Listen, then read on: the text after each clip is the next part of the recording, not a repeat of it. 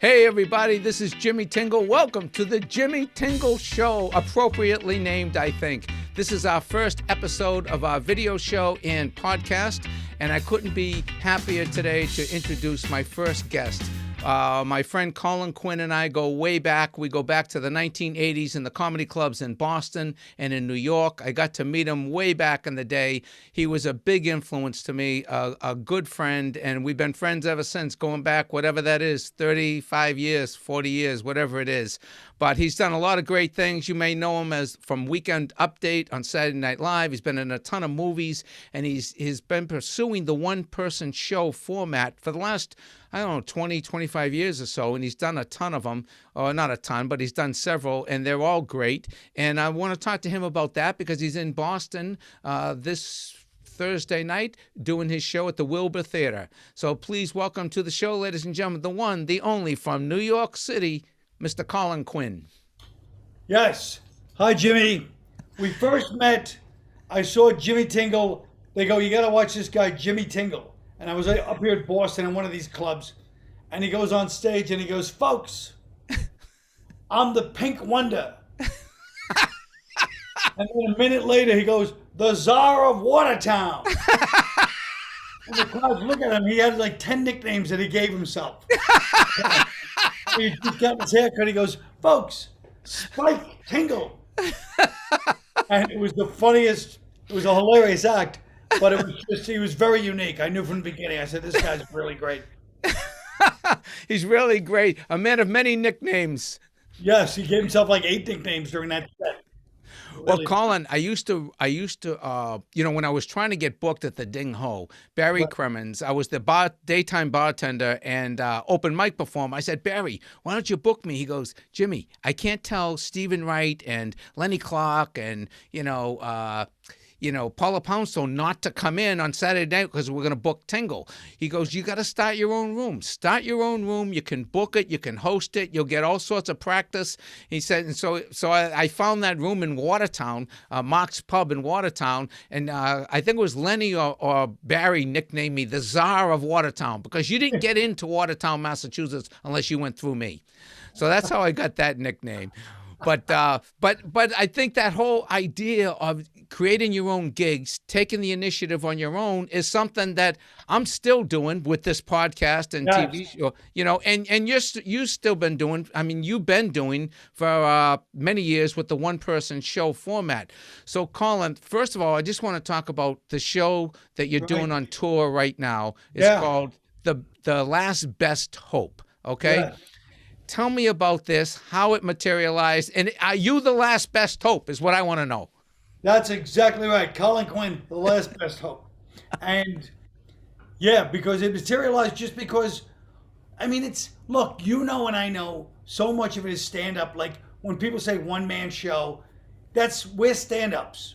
And we're raised on stand-up, but we like to be thematic. So you can't be thematic in a comedy club for an hour. You kind of have to digress. There's a little bit of, you have to talk to the crowd. You have to deal with different situations. You can't just be thematic, which is good. Because you don't want to just stick to the script completely, because that's not how we think or want to live.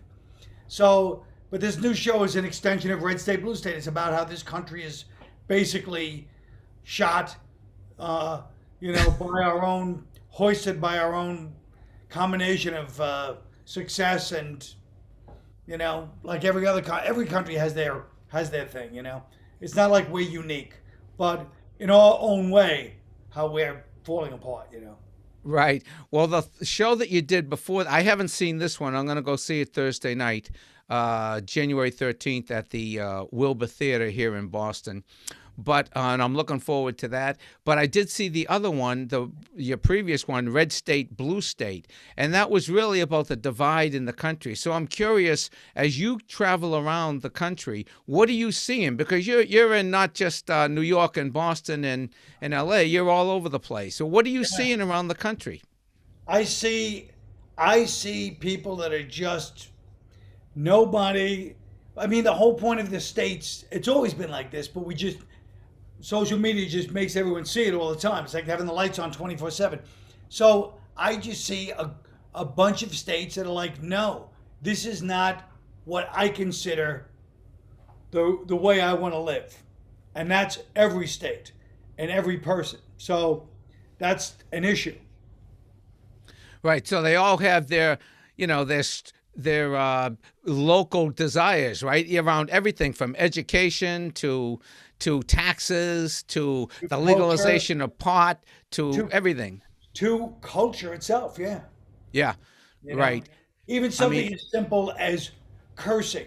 I remember years ago going to like somewhere in rural Indiana, and I was doing a show and just casual. I don't curse that much in my act. And this lady came up to me afterwards and she goes, "You're a real potty mouth."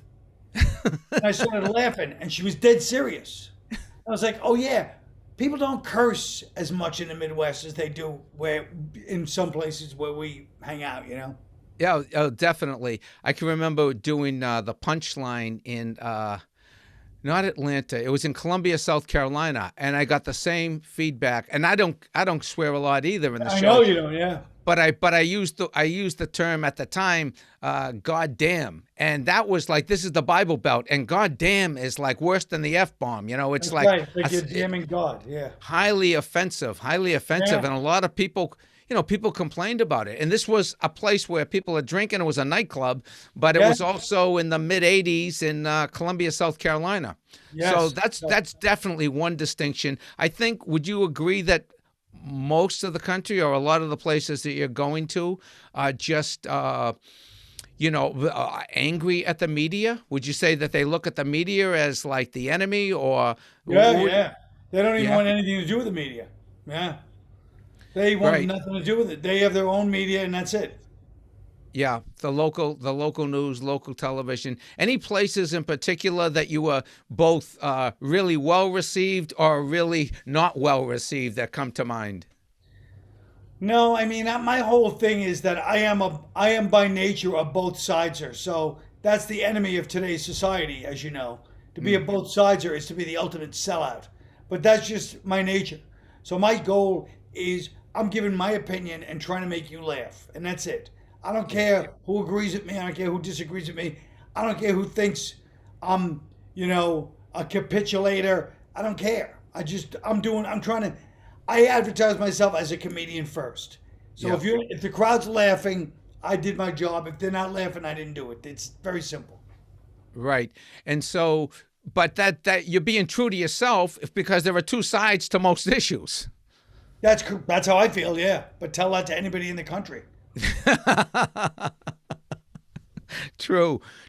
But you know what I love about you, not only your personality and the way you work and the commitment to your own material and your own path in comedy and entertainment and show business, but also your work ethic. I mean, you got an awesome work ethic. When you look at the number of shows you've done just in the last 5 years. In the last 5 years, what have you done in the last 5 years? You got a book out. You got a couple of one-person shows. Couple of books, couple of shows, yeah. Well, I'm always writing for some reason.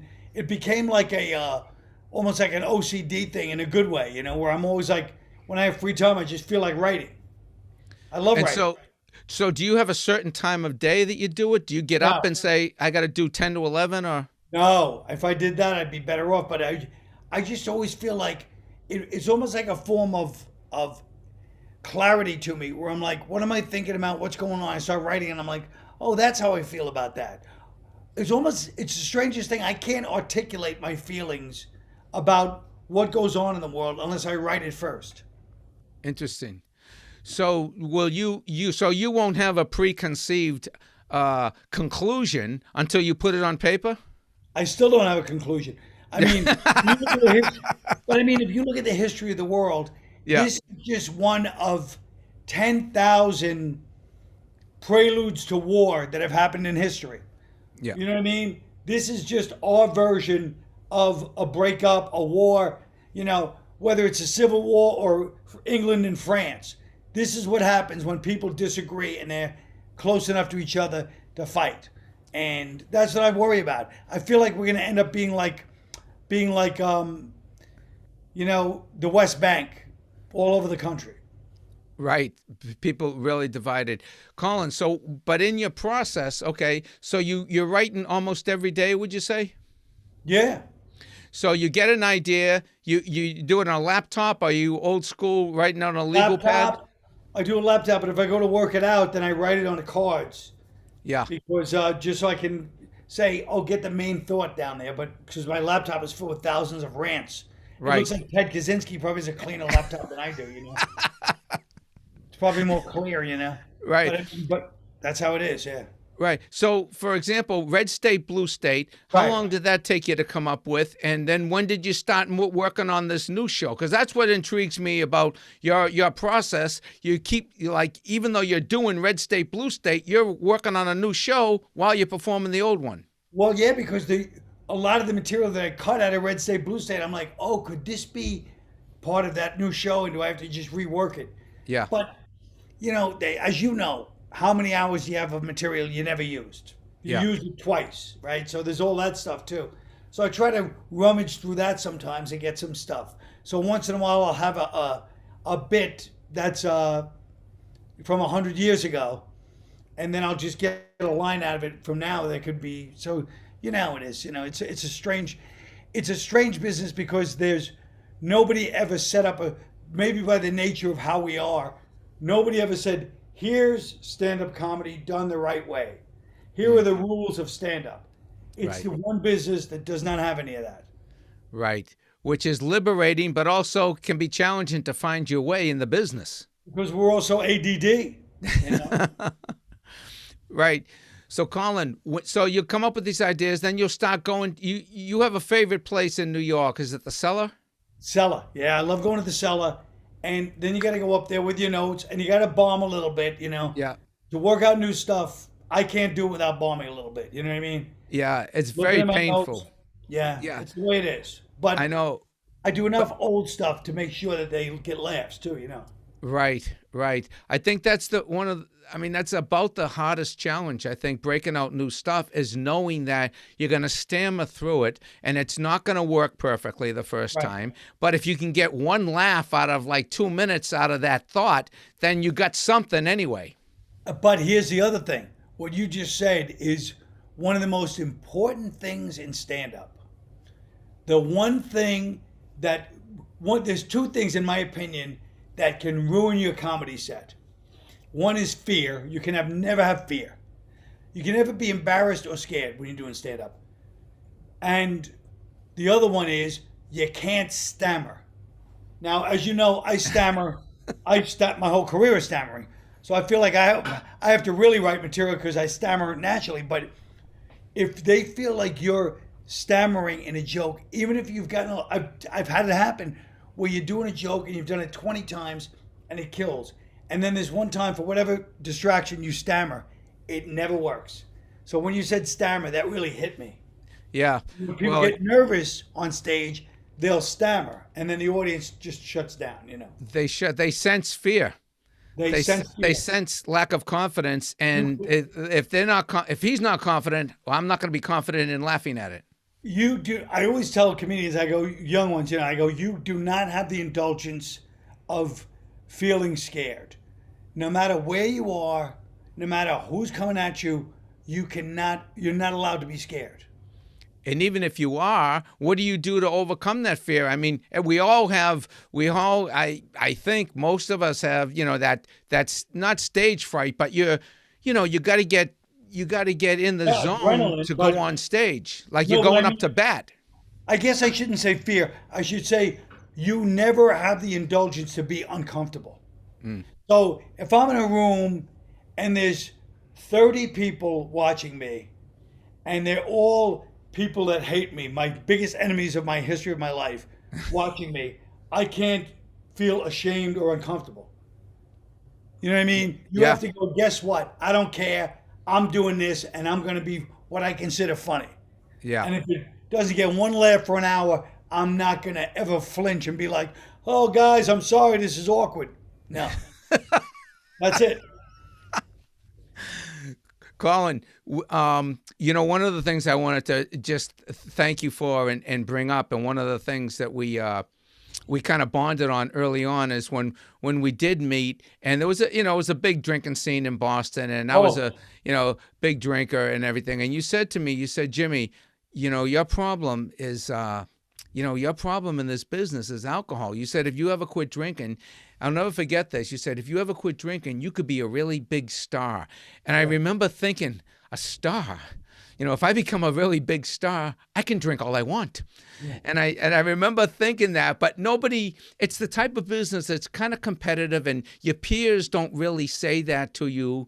And especially if they're drinking a lot too, they're not recognizing that. But you had some clarity of mind, and I got to tell you, that one thing was like a complete change in my perspective towards the business and towards my own life and career. So I just really wanted to thank you for that. And I know I've thanked you a million times, but I always want to thank you because it was so important just to lend some unsolicited advice to somebody that you saw that was having a hard time. Yeah, well, no, I mean, and of course it helps me too, as we both know. Yeah. That's how it works.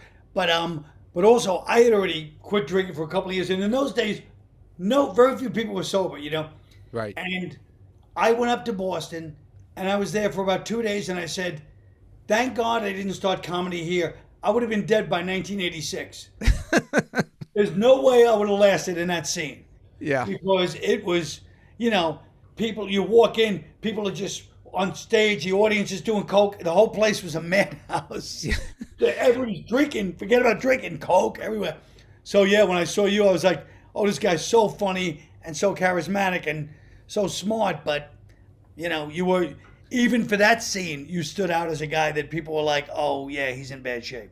Yeah, and you reached out, and I just appreciate that, man. Oh, it's just a life-changing conversation, and it was just kind of off the cuff too. One of the things, Colin, I'm trying to do with this podcast and this show is we try to find, I started a social enterprise a few years ago, Humor for Humanity, where you can actually use entertainment and comedy and, the one-person shows or podcasts for purposes beyond just the entertainment value. Right. So for the people watching or listening tonight or today, wherever you are, we're going to have a link here in the show notes that you can make a donation to a sober house here in Malden, Massachusetts. A friend of mine started it a few years ago. This is an interesting thing, Colin. This gentleman, for years, he worked for the post office. We call him Pat the Mailman. He worked for the post office for like 35 years. He retired. He said, I've always wanted to start a sober house for guys, in this case, men, coming out of early recovery. And not all of them have the money to, you have to pay for these sober houses. Unfortunately, there's different, formulas for each one. But anyway, this one, anything we raise is going to go to scholarships for people who want to get sober, need a place to stay, but don't have the bank accounts because so many people have burnt their bridges just professionally and with their family lives. So the name of the, so that link to the Humor for Humanity will be in the show notes here.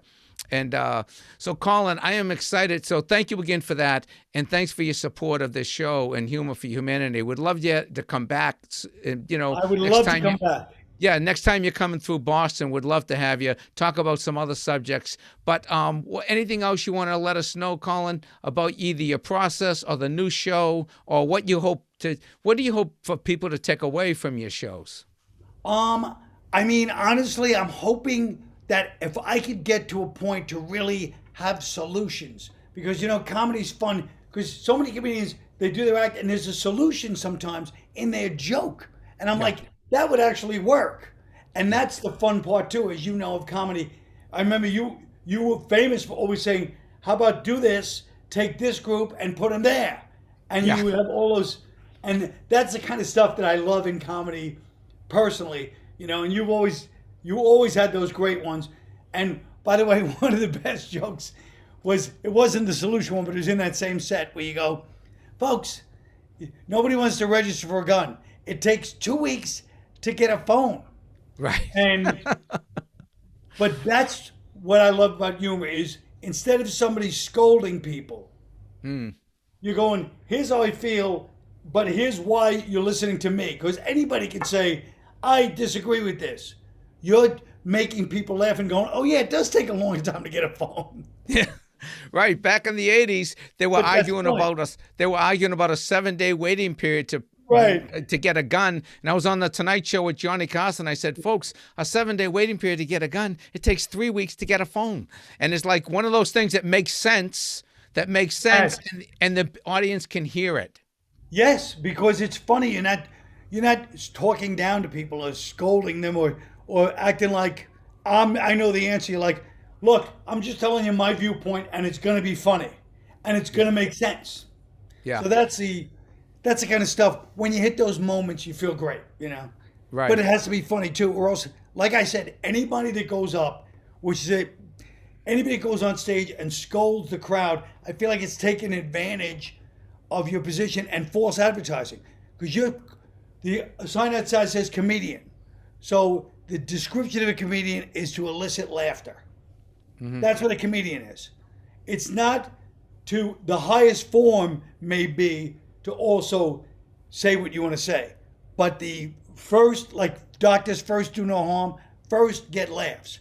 So when comedians are up there using the pulpit, advertise yourself as a philosopher if you're not planning on getting laughs. You're planning on lecturing people. That's how I feel. Do you think when I listen to certain comics, especially a lot of the black comics, Chris Rock, Chappelle, they have insights into being black, and gay comics, insights to being gay, as Hispanic, new immigrants, insights to that life, and that those lived experiences. It seems to me that it's a great service when somebody's bringing something up that the general public might not even be aware of, but once you say it, it's like, aha, oh, I get it now.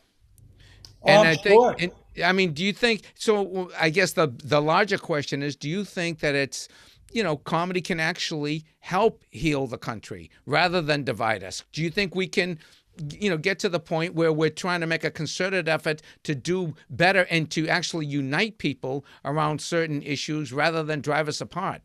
No, because it's still your lifestyle and your opinion. You know what I mean? Right. That doesn't mean it doesn't even with Chappelle, Chris Rock, their insights don't even apply to all black people. Don't necessarily identify with what they're saying. So why would everybody in the country?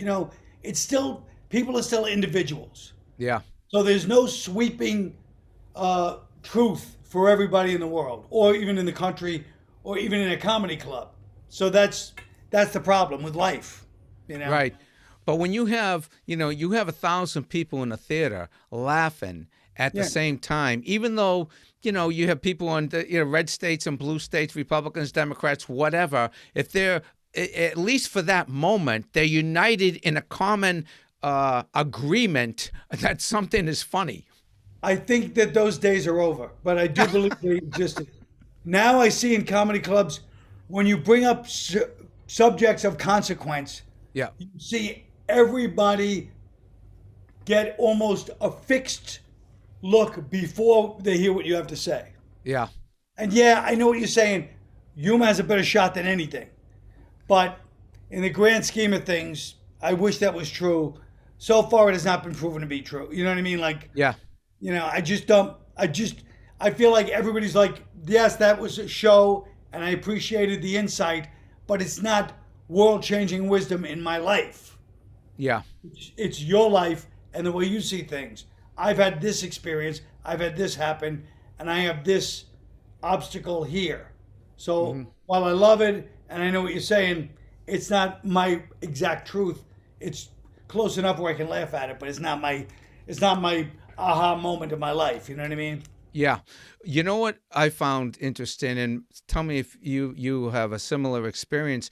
You can lose a crowd really quickly on the same bit that does really well just by mentioning a trigger word, just by mentioning a personality or a name, Yes. or a label. You can say the word Republican and lose half the crowd. You can say the word Democrat and lose the other half. Yeah. You can. I mean, it was especially true with the former president, but also the Obama the same way, Hillary the same way, Bill Clinton the same way, Obamacare, anything that it elicits that reaction where the steel door comes down and they can't hear it. So the trick is, one of the tactics is, don't mention those words. Go into the material without mentioning those people or those words. Right. Or sometimes you have to overly mention it and go, look, I know everybody argues over this. Yeah, right. But like now you almost have to preface things in a certain way so then people are like, okay, because people are almost afraid you're trying to slip something in on them too. So it's a very depressing time, in my opinion, Yeah. as far as this kind of stuff. But look, it's the way it is right now. That's how it is. There's nothing you can do about it. Yeah. How has your show been received? How many have you done so far of the new show? Very, very poorly. If I get 3 laughs in an hour, that's good. Well, folks, you want to rush to get tickets because it's coming to a town near you, and don't hesitate. He gets 3 laughs in 90 minutes. This is your chance.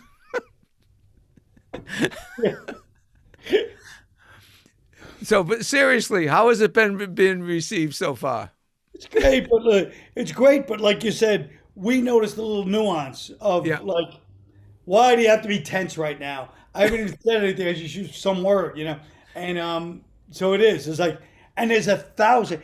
It's not just those political people. There's 1,000 words where people get a little bit like, where's this going? What's going on? And I can't even blame them, because if they laugh at the wrong thing and their HR is in the audience, they're going to get fired. So it's even that's involved too. Everything's crazy. I don't know. You know what, Colin? You'll appreciate this. The election of the campaign of 2016, the presidential campaign, I was booked for like 4 or 5 dates, corporate events around the country. In Florida, and the name of the show, they wanted political humor. They thought they wanted political humor, okay? So the show I was doing was Jimmy Tingle for President, and say, oh, this will be great, this will be anyway. So I got booked in Florida, Texas, Arizona, Southern California, and Northern California. And I have to tell you, and like you said, this isn't the general public. These are corporations, and they're there for their company picnic or whatever outing. Right. And you're doing their thing, so they're naturally tense anyway, and they're inhibited in terms of, like you said, the HR department's looking at them, or the CEO's there, or their boss, and so they're tense anyway. So I'm doing my thing, and this is how I learned about the certain words, how you can just alienate a whole crowd. So I inadvertently was not doing as well on stage as I could do. That's as simple as that. Yeah. But I could feel a tenseness and the audience recoiling from what I was saying. And every gig, I'm saying, geez, what am I doing wrong? And I finally got up to Bakersfield, California. I was actually in Kevin McCarthy's district in Bakersfield, California. And it's, he's the guy from the Republican minority leader of the House right now. Anyway, I'm in his district, and they're all ranchers, And I said to the woman who picked me up at the station, I said, how is this audience, how are they demographically? I'm thinking it's 50-50. It's California. Yeah. It's 50. She goes, oh, we're heavy Trump country, very, very Trump country, very strong Trump country. I said, really? She goes, yeah. She goes, this is the largest, I'm paraphrasing, but she said, this is the largest concentration of Christian schools in the country. Wow. And I said, oh, really? So I took that information. I had like 3 hours before I go on. I go, how am I going to deal with, 300-400 ranchers who are heavily Christian? And what I ended up doing is I did all this personal stuff, growing up Catholic, trying to quit drinking, using, the higher power to help me quit drinking. All these things that were personal that had nothing to do with politics so much, but a personal connection to them. Yes. And by the time I got to, immigration, which they support immigration reform, they're all ranchers. That's who's working on all these farms. Yes. By the time I got to those issues, they could hear me. And they could Yes. appreciate where I was coming from. And at the end of it, I don't want to leave my first podcast blowing my own horn, Colin, but by the end of the show, there was a standing ovation. That's all I'm going to say. I love it. I love it. Yes. But I mean, the personal story can go a long way, even though the material on the outside might seem very, very political. And when you're coming from your own experience, then it means it can just resonate with people more so than just the punditry. Absolutely. Absolutely. Cool. So, Colin, I'm looking forward to seeing your show this Thursday night in Boston, January 13th. Folks, if you are in another state, and I hope you are listening, or another city, the show, The Last Best Hope, starring Colin Quinn, is touring the country, and he's going to be doing it. How long are you going to be doing it for? How many more months? I don't know. A few. Who the hell knows? Great. So he'll be out there in the country. Go to colinquinn.com. That's where you can find out his schedule. He's a great guy, a great comic, a really unique voice in this very divided time. And as you said, he's coming from personal experience, but he's also coming from there's two sides to every issue. And he might not think it, but I think it, that comedy and humor and goodwill can help unite this nation, ladies and gentlemen. Colin Quinn, I love you. Thank you so much for being here for the first Tingle podcast. Thanks, buddy. Great job. Thank you. Thank you.